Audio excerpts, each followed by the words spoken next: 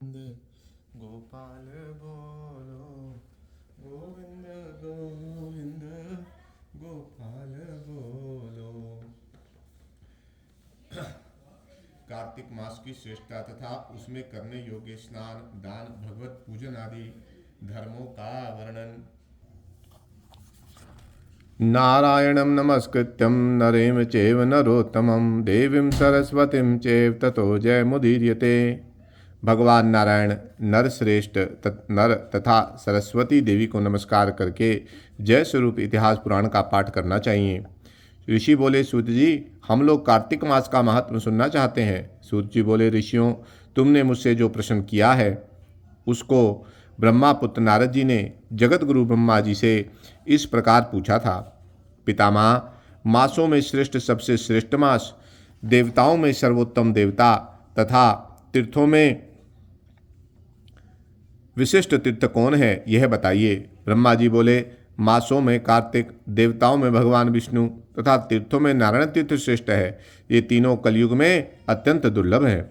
इतना कहकर भगवान ब्रह्मा जी ने भगवान राधा कृष्ण का स्मरण किया और पुनः नारद जी से कहा, बेटा, तुमने समस्त लोगों का उद्धार करने के लिए बहुत अच्छा प्रश्न किया। मैं कार्तिक का महत्व कहता हूँ।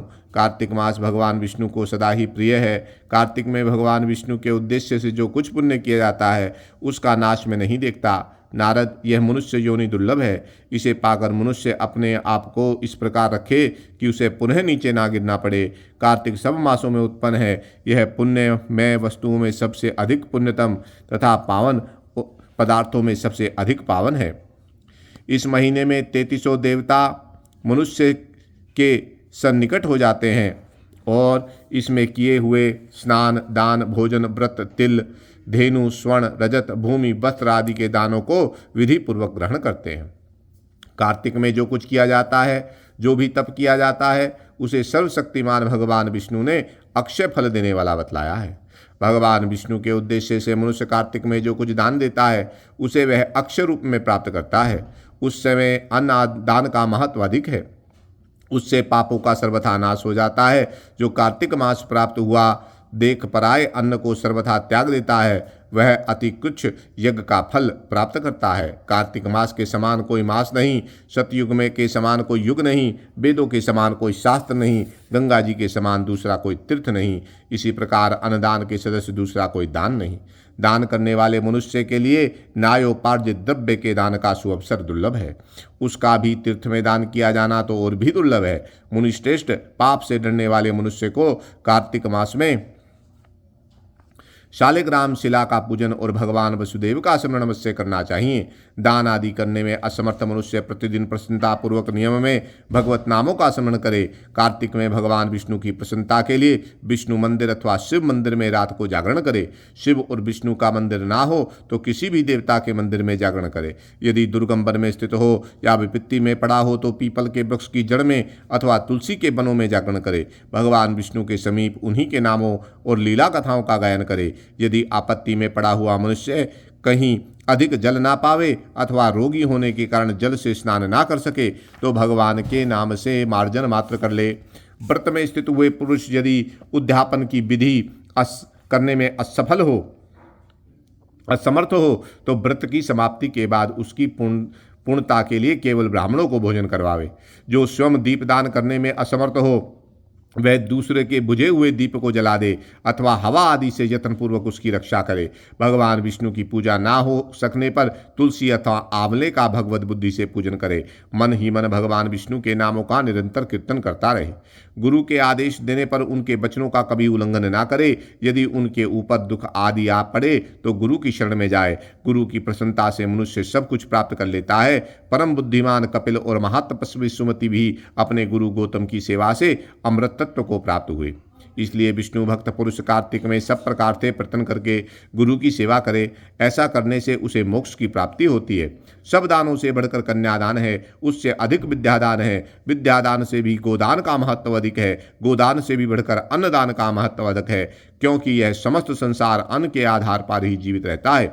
इसलिए कार्तिक में अन्नदान अवश्य करना चाहिए।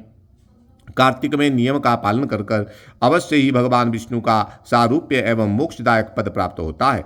कार्तिक में ब्राह्मण पति पत्नी को भोजन कराना चाहिए, चंदन से उनका पूजन करना चाहिए, उन अनेक प्रकार के वस्त्र, रत्न और कंबल देना चाहिए। ओढ़ने के साथ रुईदार बिछावन, जूता और छाता भी दान करना चाहिए। कार्तिक में भूमि पर शयन करने वाला मनुष्य युग युग के पापों का नाश कर डालता है। जो कार्तिक मास में भगवान विष्णु के आगे अरुणोदय काल में जागरण करता है और नदी में स्नान, भगवान विष्णु की कथा का श्रवण, वैष्णवों का दर्शन तथा नित्य प्रति भगवान विष्णु का पूजन करता है, उसके पितरों का नरक से उद्धार हो जाता है। अहो, जिन लोगों ने भक्तिपूर्वक भगवान विष्णु का पूजन नहीं किया, वे इस कलयुग में कंदरा में गिरकर नष्ट हो गए, लुप्त हो गए, लुट गए। जो मनुष्य कमल के एक फूल से देवताओं के स्वामी भगवान कमलापति का पूजन करता है, वह करोड़ों जन्मों के पापों का नाश कर डालता है। मुनिश्रेष्ठ, जो कार्तिक में 1,00,000 तुलसी दल चढ़ाकर भगवान विष्णु का पूजन करता है, वह एक एक दल पर मुक्त दान करने का फल प्राप्त करता है। जो भगवान के श्री अंगों से उतारी हुई प्रसाद स्वरूपी तुलसी को मुख में, मस्तक पर और शरीर में धारण करता है तथा भगवान के निर्मल्यों से अपने अंगों का मार्जन करता है, वह मनुष्य संपूर्ण रोगों और पापों से मुक्त हो जाता है। भगवत पूजन संबंधी प्रसाद स्वरूप शंख का जल, भगवान की भक्ति, निर्माल्य पुष्प आदि, चरणोदक, चंदन और धूप ब्रह्म हत्या का नाश करने वाले हैं। नारद, कार्तिक मास में प्रातः काल स्नान करे और प्रतिदिन अपनी शक्ति के अनुसार ब्राह्मणों को अन्न दान दे, क्योंकि सब दानों में अन्नदान ही सबसे बढ़कर है। अन्न से ही मनुष्य जन्म लेता और अन्न से ही बढ़ता है। अन्न को समस्त प्राणियों का प्राण माना जाता है। अन्नदान करने वाला पुरुष संसार में सब कुछ देने वाला और संपूर्ण यज्ञों का अनुष्ठान करने वाला है। पूर्व काल में सत्यकेतु ब्राह्मण ने केवल अन्नदान से सब पुण्यों का फल पाकर परम दुर्लभ मोक्ष को ही प्राप्त कर लिया था। कार्तिक मास में अनेक प्रकार के दान देकर भी यदि मनुष्य भगवान का चिंतन नहीं करता, तो वे दान उसे कभी पवित्र नहीं कर सकते। भगवत नाम सिमरन की महिमा का वर्णन मैं भी नहीं कर सकता। गोविंद गोविंद हरे मुरारे, गोविंद गोविंद मुकुंद कृष्ण, गोविंद गोतिंग रथांग पाणो, गोविंद दामोदर माधवेति। इस प्रकार प्रतिदिन कीर्तन करे। नित्य प्रति भगवान के आधे श्लोक या चौथाई श्लोक का भी कार्तिक में श्रद्धा और भक्ति के साथ अवश्य पाठ करे। जिन्होंने भागवत पुराण का श्रवण नहीं किया, पुराण पुरुष भगवान नारायण की आराधना नहीं की और ब्राह्मणों के मुख रूपी अग्नि में अन्न की आहुति नहीं दी, उन मनुष्यों का जन्म व्यर्थ हो गया। देवऋषि, जो मनुष्य कार्तिक मास में प्रतिदिन गीता का पाठ करता है, उसके पुण्य फल का वर्णन करने की शक्ति मुझ में भी नहीं है। गीता के समान कोई शास्त्र ना तो हुआ है ना होगा। एकमात्र गीता ही सदा सब पापों को हरने वाली और मोक्ष देने वाली है। गीता के एक अध्याय का पाठ करने से मनुष्य घोर नरक से मुक्त हो जाते हैं। जैसे जड़ ब्राह्मण मुक्त हो गया था, 7 समुद्र तक की पृथ्वी का दान करने से जो फल प्राप्त होता है, शालिग्राम शिला के दान करने से मनुष्य उसी फल को प्राप्त देता है। अतः कार्तिक मास में स्नान तथा दान पूर्वक शालिग्राम शिला का दान अवश्य करना चाहिए। ब्रह्मा जी कहते हैं, कार्तिक का व्रत अश्विन शुक्ल पक्ष की दशमी से आरंभ करके कार्तिक शुक्ल दशमी को समाप्त करें, अथवा अश्विन की पूर्णिमा को आरंभ करके कार्तिक की पूर्णिमा को पूरा करें। भक्तिमान पुरुष अश्विन शुक्ल पक्ष से एकादशी आने पर भगवान विष्णु को नमस्कार करके उनसे कार्तिक व्रत करने की आज्ञा प्राप्त करे और विधि से कार्तिक व्रत का पालन करे। 12 महीनों में मार्गशीर्ष का अत्यंत पुण्यप्रद है। उससे अधिक पुण्य फल देने वाला नर्मदा तट पर वैशाख मास बताया गया है। उससे लाख गुना अधिक प्रयाग में माघ का मास बताया गया है। उससे भी महान फल देने वाला कार्तिक मास है। इसका महत्व सर्वत्र जल में से एक सा ही है। एक और सब दान, व्रत और नियम तथा दूसरी ओर कार्तिक का स्नान तराजू पर रखकर ब्रह्मा जी ने तोला तो कार्तिक का ही पलड़ा भारी रहा। स्नान, दीपदान, तुलसी के पौधों को लगाना, सींचना, पृथ्वी पर शयन करना, ब्रह्मचार्य का पालन करना, भगवान विष्णु के नामों का संकीर्तन तथा पुराणों का श्रवण, इन सब नियमों का जो कार्तिक मास में पालन करते हैं वे ही जीवन मुक्त हैं। यह व्रत भगवान श्री कृष्ण को बहुत प्रिय है। सूर्य भक्त, गणेश भक्त, शक्ति उपासक, शिव उपासक और वैष्णव सभी को सब पापों का निवारण करने के लिए कार्तिक स्नान करना चाहिए। सूर्य की प्रीति के लिए जब तक सूर्य नारायण तुला राशि पर स्थित हों तब तक व्रत करना चाहिए। अश्विन की पूर्णिमा से लेकर कार्तिक की पूर्णिमा तक भगवान शंकर की प्रसन्नता के लिए स्नान करना चाहिए। देवी पक्ष अर्थात अश्विनी शुक्ल पक्ष से प्रतिपदा से लेकर कार्तिक कृष्ण चतुर्दशी के महारात्रि के आने तक भगवती दुर्गा की प्रसन्नता के लिए स्नान करना चाहिए। गणेश जी की प्रसन्नता के लिए अश्विन कृष्ण चतुर्थी से लेकर कार्तिक कृष्ण चतुर्थी का नियम पालन करना चाहिए। जो अश्विनी शुक्ल पक्ष की एकादशी से लेकर कार्तिक शुक्ल पक्ष एकादशी तक कार्तिक व्रत की समाप्ति करता है, उसके ऊपर भगवान जनार्दन प्रसन्न होते हैं। जो दूसरों के संगवश या बलात् जानकर अथवा बिना जाने ही कार्तिक मास में प्रातः स्नान का नियम पूरा कर लेता है, वह कभी यम यातना को नहीं देखता। अथवा जो ब्राह्मण कार्तिक में प्रातः स्नान करते हैं, उन्हें ओढ़ने के लिए कंबल या रजाई देकर स्नान आदि पुण्य फल को प्राप्त करते हैं। कार्तिक मास में विशेषता श्री राधा और श्री कृष्ण की पूजा करनी चाहिए। जो कार्तिक में तुलसी वृक्ष के नीचे श्री राधा और श्री कृष्ण की मूर्ति का पूजन करते हैं, उन्हें जीवन मुक्त समझना चाहिए। हजारों पापों से युक्त मनुष्य क्यों ना हो, वह कार्तिक स्नान से अवश्य पाप मुक्त हो जाता है। तुलसी के अभाव में आंवले के नीचे पूजन करना चाहिए। मुख्य पूजा की विधि सूर्यमंडल में करनी चाहिए, अर्थात सूर्यमंडल की ओर देखकर सूर्य रूपी नारायण के लिए पूजन उपचार समर्पित करना चाहिए। सब देवता अप्रत्यक्ष हैं, केवल ये भगवान सूर्य ही प्रत्यक्ष हैं। अन्य सब देवता काल के अधीन हैं, परंतु भगवान सूर्य काल के भी काल है। जो दरिद्र है वही दान का पात्र है, उसकी अपेक्षा भी विद्वान पुरुष दान का विशेष पात्र है। भगवान विष्णु की चल मूर्ति से अचल मूर्ति श्रेष्ठ मानी गई है। मूर्ति के अभाव में भगवत बुद्धि से पीपल अथवा वट की पूजा करनी चाहिए। पीपल भगवान विष्णु का और वट भगवान शंकर का स्वरूप है। शालिग्राम शिला के चक्र में सदा भगवान विष्णु का निवास है, इसलिए प्रतन पूर्वक शालिग्राम की पूजा करनी चाहिए। पलाश ब्रह्मा जी के अंश से उत्पन्न हुआ है। जो कार्तिक मास में उसके पत्तल में भोजन करता है, वह भगवान विष्णु के लोक में जाता है।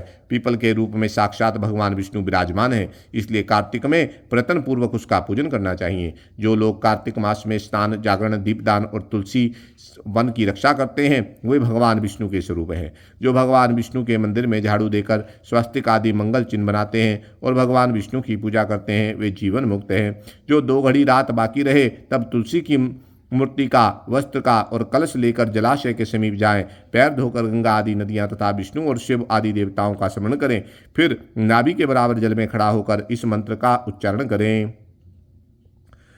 जनार्दन, देवेश्वर, दामोदर, लक्ष्मी सहित आपकी प्रसन्नता के लिए मैं कार्तिक में प्रातः स्नान करूंगा।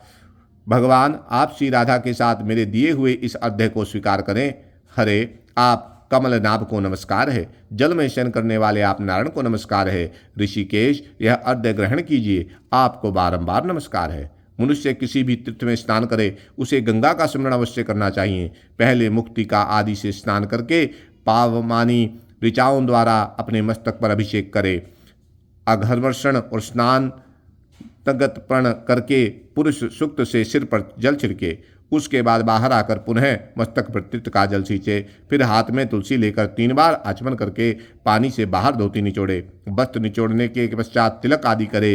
कार्तिक में जहाँ कहीं भी प्रत्येक जलाशय के जल में स्नान करना चाहिए। गर्म जल की अपेक्षा ठंडे जल में स्नान करने से 10 गुना पुण्य होता है।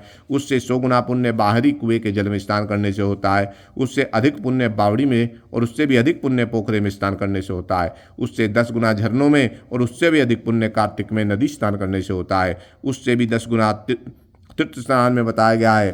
तीर्थ से 10 गुना पुण्य वहाँ होता है जहाँ 2 नदियों का संगम हो। यदि कहीं 3 नदियों का संगम हो तब तो पुण्य की कोई सीमा ही नहीं। सिंधु, कृष्णा, वेणी, यमुना, सरस्वती, गोदावरी, व्यास, नर्मदा, तमसा, मही, कावेरी, सरयू, शिपा, चंबल, झेलम, वेदिका, शोणभद्रा, वेत्रवती, अपराजिता, गंडकी, गोमती, पूर्णा, ब्रह्मपुत्रा, मानसरोवर, बागमती, शतजल, ये तीर्थ कार्तिक में दुर्लभ है।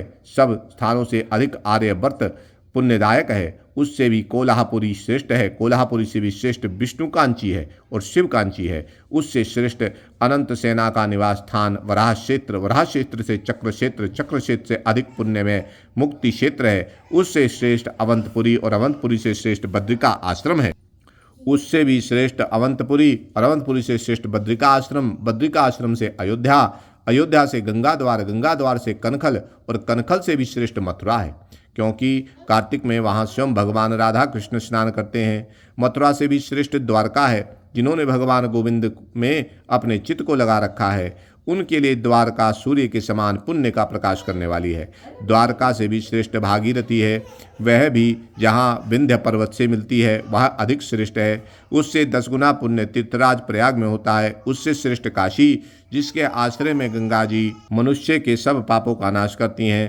काशी में पंचगंगा तीर्थ है जो तीनों लोकों में विख्यात है। कार्तिक मास आने पर रौरव नरक में पड़े हुए पितर भी चिल्लाते हैं कि क्या हमारे वंश में कोई ऐसा भाग्यवान पैदा होगा जो पंचगंगा में जाकर हमारे लिए नरक से उद्धार करने वाला तर्पण करेगा।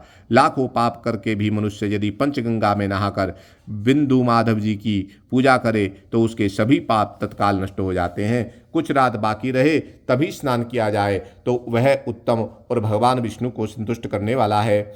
सूर्योदय काल में किया हुआ स्नान मध्यम श्रेणी का है। जब तक कृति का अस्त ना हो तभी तक स्नान का उत्तम समय है, अन्यथा बहुत विलंब करके किया हुआ स्नान कार्तिक स्नान की श्रेणी में नहीं आता। स्त्रियों को पति की आज्ञा लेकर कार्तिक स्नान करना चाहिए, क्योंकि पति से बिना पूछे जो धर्म कार्य किया जाता है वह पति की आयु को क्षीण कर देता है। स्त्रियों के लिए पति की सेवा को छोड़कर दूसरा कोई धर्म नहीं। जो पति की आज्ञा का पालन करे वही इस संसार में धर्मवती है। केवल व्रत आदि से धर्मवती नहीं होती। पति यदि दरिद्र, पतित, मूर्ख अथवा दानी दीन भी हो तो वैसा होता है। स्त्री का आश्रय है, उसके त्याग से स्त्री नरक में गिरती है। जिसके दोनों हाथ, दोनों पैर, वाणी और मन ये काबू में रहे, सदा जिसमें विद्या, तप एवं कीर्ति हो, वही मनुष्य तीर्थ के फल का भागी होता है। जिसके तीर्थ में श्रद्धा ना हो, जो तीर्थ में भी पाप की ही बात सोचता हो, नास्तिक हो, जिसका मन द्विधा में पड़ा हो, तो जो कोरा तर्कवादी हो, यह 5 प्रकार के मनुष्य तीर्थ फल के भागी नहीं होते। जो ब्राह्मण प्रतिदिन प्रातःकाल उठकर तीर्थ में स्नान करता है वह सब पापों से मुक्त हो पर ब्रह्म परमात्मा को प्राप्त होता है। स्नान का तत्व जानने वाले मनीषी पुरुषों ने 4 प्रकार के स्नान बतलाए हैं। वायव्य, वारुण, ब्राह्मी और दिव्य। गोधूलि से किया हुआ स्नान वायव्य कहलाता है। समुद्र आदि के जल में स्नान किया जाता है उसे वारुण कहते हैं। वेद मंत्रों के उच्चारण पूर्वक जो स्नान होता है उसका नाम ब्राह्म है। और मेघों अथवा सूर्य की किरणों द्वारा जो जल अपने शरीर पर गिरता है उसे दिव्य स्नान कहा गया है। इन सभी स्नानों में वारुण स्नान सबसे उत्तम है। ब्राह्मण, क्षत्रिय और वैश्य को मंत्रोच्चारण का स्नान करना चाहिए। स्त्री और शुद्ध के लिए बिना मंत्र के स्नान का विधान है। प्राचीन समय में श्रेष्ठ तीर्थ पुष्कर में जहाँ नंदा संगम है, वहीं नंदा के कहने से राजा प्रभंजन कार्तिक मास में पुष्पक स्नान करके व्याघ्र योनि से मुक्ति प्राप्त हुए थे और नंदा भी कार्तिक में पुष्प का स्पर्श पाकर परम धर्म को प्राप्त हुई थी। कार्तिक व्रत करने वाले मनुष्य के लिए पालनीय नियम ब्रह्मा जी कहते हैं। व्रत करने वाले पुरुष को उचित है कि वह सदा एक पहर रात की बाकी रहते ही सोकर उठ जाए, फिर नाना प्रकार के स्तोत्रों द्वारा भगवान विष्णु की स्तुति करके दिन के कार्य का विचार करे। गांव से निश्चित कोण में जाकर विधिपूर्वक मलमूत्र का त्याग करे। यज्ञो पवित्र को दाहिने कान पर रखकर उत्तराभिमुखी होकर बैठे। पृथ्वी पर तिनका बिछा दे। अपने मस्तक को वस्त्र से भलीभांति ढक ले। मुख पर भी वस्त्र लपेट ले। अकेला रहे तथा साथ जल से भरा हुआ पात्र रखे। इस प्रकार दिन में मलमूत्र का त्याग करे। यदि रात में करना हो तो दक्षिण दिशा की ओर मुंह करके बैठे। मल त्याग के पश्चात गुदा में 5 या 7 बार मिट्टी लगा के धोए। बाएं हाथ में 10 बार मिट्टी लगावे, फिर दोनों हाथों में 7 बार और दोनों पैरों में 3 बार मिट्टी लगाना चाहिए। यह गृहस्थ के लिए सोच का नियम बताया गया। ब्रह्मचारी के लिए इसे दूना, वानप्रस्थ के लिए 3 गुना और सन्यासी के लिए 4 गुना सोच कहा गया है। यह दिन में सोच का नियम है, रात में इससे आधा ही पालन करे। यात्रा में गए हों तो मनुष्य के लिए उससे भी आधे सोच का विधान है और स्त्री और शूद्रों के लिए उससे भी आधा सोच बताया गया है। शोच कर्म से हीन पुरुष की समस्त क्रियाएं निष्फल होती हैं। तदंतर दांत और जिह्वा की शुद्धि के लिए वृक्ष के पास जाकर यह मंत्र पढ़े। आयुर्बलम जशो वरचा प्रजा पशुवसिनी च ब्रह्म प्रज्ञां च मेघां च त्वां नो देहि वनस्पते। हे वनस्पते, आप मुझे आयु, बल, यश, तेज, संतति, पशु, धन, वैदिक ज्ञान, प्रज्ञा और धारण शक्ति प्रदान करें। ऐसा कहकर वृक्ष से 12 अंगुल की दातुन ले। दूध वाले वृक्ष से दातुन नहीं लेनी चाहिए। इस प्रकार कपास, कांटेदार वृक्ष और जले हुए पेड़ से भी दातन लेना मना है। जिनसे उत्तम गंध आती हो, जिसकी टहनी कोमल हो, ऐसे ही वृक्ष दंत धावन ग्रहण करना चाहिए। उपवास के दिन नवमी और षष्ठी तिथि को, श्राद्ध के दिन रविवार को, ग्रहण में प्रतिपदा अथा अमावस्या को भी काष्ठ से दातन नहीं करना चाहिए। जिस दिन दातन का विधान नहीं है उस दिन 12 कुल्ले कर लेना चाहिए। विधि पूर्वक दांतों को शुद्ध करके मुंह को जल से धो डाले और भगवान विष्णु के नामों का उच्चारण करते हुए 2 घड़ी रात रहते ही स्नान के लिए जलाशय पर जाए। कार्तिक के व्रत का पालन करने वाले पुरुष विधि से स्नान करें, फिर धोती निचोड़कर अपनी रुचि के अनुसार तिलक करें। तत्पश्चात अपनी शाखा के अनुकाल अहिन सूत्र की बताई हुई पद्धति से संध्या उपासन करें। जब तक सूर्योदय ना हो जाए तब तक गायत्री मंत्र का जप करते रहें। यह रात्रि अंत का कृत्य बताया गया है। जब दिन का कार्य बताया जाता है, संध्या उपासन के अंत में विष्णु सहस्रनाम आदि का पाठ करे, फिर देवालय में आकर पूजन प्रारंभ करे। श्रीमन्नारायण नारायण नारायण, लक्ष्मी नारायण नारायण नारायण, गोविंद नारायण नारायण नारायण।